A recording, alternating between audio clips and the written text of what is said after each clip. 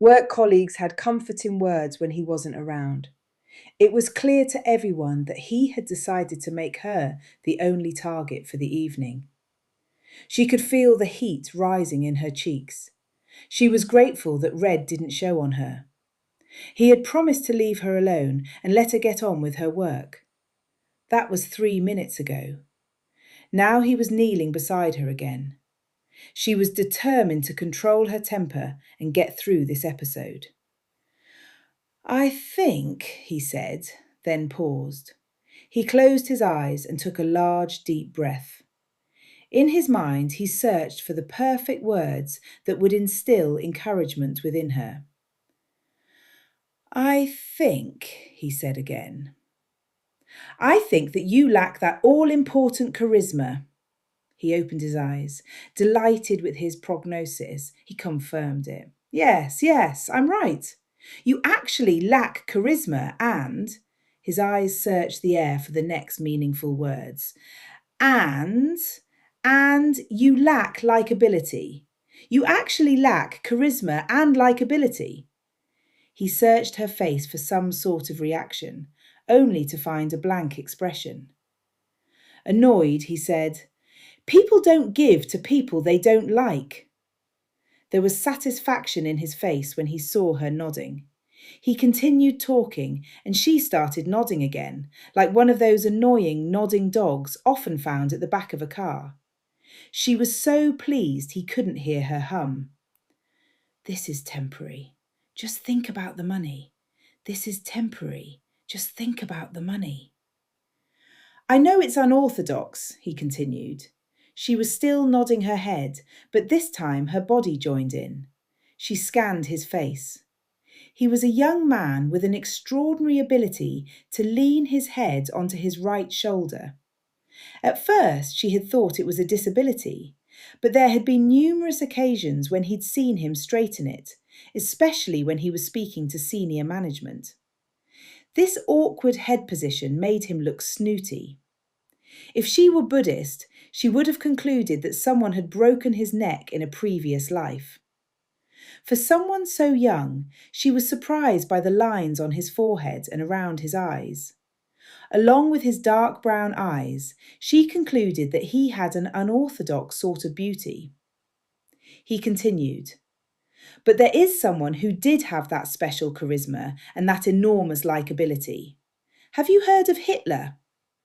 She stopped rocking. She looked at him from the corner of her eye. Did she hear right? Did he say that Hitler had charisma? She looked puzzled. Surely he was humouring her. To say that Hitler had charisma, especially to someone Hitler would have gassed at a moment's notice. He must be joking, right? She straightened her back. This is awkward, she thought. Should she laugh at him? She scanned his mouth. Not one line of a smile. Nope, she thought to herself. This fucker is serious. Hitler was the leader of... I've heard of Hitler, she snapped. The British school system really was knocking out some serious dumbasses. Glorifying Hitler. What next? Other dumbass comments from the past came flooding back. She cracked her knuckles as she remembered a blonde boy once saying that the whole gassing of the Jews was a conspiracy, just something made up to make Hitler look bad, and that if he'd been born in the Nazi era, he would have had AA on his birth certificate. No, you wouldn't have had an AA on your birth certificate, you dumb blonde, she had shouted at him. Your father would have needed to be German and your mother Czech. The Nazis would have made you a slave because your parents were English.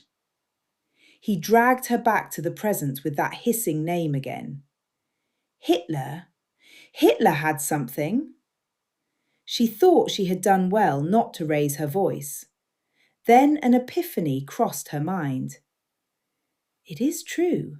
The need for money really does deafen the righteousness in us all.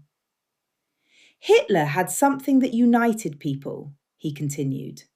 United? Yeah, under fear. Dictators use it. So do weak leaders. So do weak management and weak team leaders. Weak people. Shut up. Whatever you do, do not say anything. Visualize the money and just nod your head.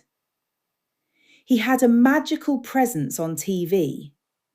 He had a fucking good PR system, mate. A fantastic PR system can literally make shit look like gold. Calm the fuck down. Remember, visualize the money so you can pay your bills, survive another month. So just keep nodding your head. People were drawn to him. Drawn to him? He manipulated his way to the top. Have they stopped teaching the Second World War in schools? This is fucking dangerous. TV is to blame for this. TV and the glorifying of evil people. Hitler had something. He had that. He started using expressive hand movements. Must be a failed actor, she thought. He had that magnetism about him that made people want to be around him.